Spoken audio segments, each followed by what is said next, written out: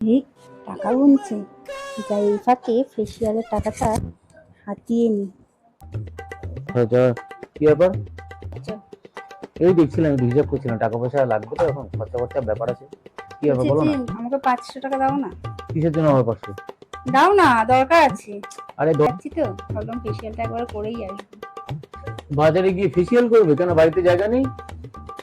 আর facial কি বাড়িতে হয় নাকি? 2 টাকা নাও। 10 টাকা 20 টাকা দিচ্ছে, লাগবে দেখো না অত আমার। বড় কি চাল করো না, ফুটানি করো না, যাও খালি ফুটানি বড় বড়। ঠিক আছে, দিলে না তো, দাঁড়াও তোমার হচ্ছে।